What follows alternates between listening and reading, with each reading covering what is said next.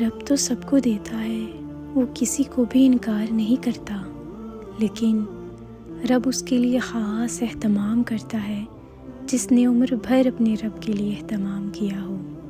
دیکھیں کہ رب بہت شرم و حیا والا ہے۔ جس بندے نے ساری عمر کسی کی مدد کرنے سے انکار نہیں کیا، رب اسے کیسے انکار کرے گا؟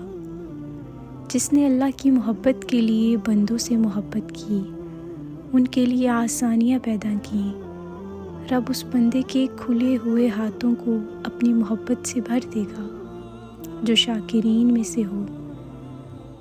اور پھر ایسا بندہ اپنی ضرورت اپنے رب کو بتائے تو رب کہے کہ ایسا صابر و شاکر بندہ ہاتھ پھیلا کر بیٹھا ہے، اس کے ہاتھ گرنے سے پہلے اسے قبولیت سے نواز دیا جائے۔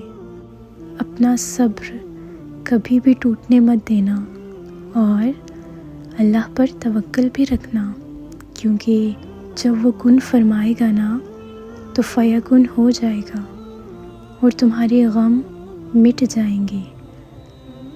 اللہ تو تمہاری ہر دعا کو سنتا ہے، لیکن اللہ تمہیں عطا صرف اسی وقت کرتا ہے جب وقت بہتر ہوتا ہے، کیونکہ جو باتیں وہ جانتا ہے وہ تم نہیں جانتی۔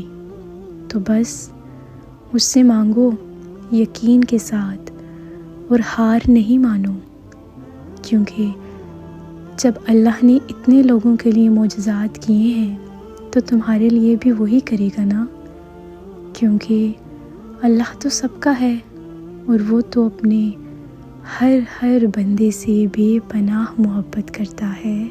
یاد رکھیں کہ دعا ایک عبادت ہے اور اس کا وضو ہماری بندگی ہے۔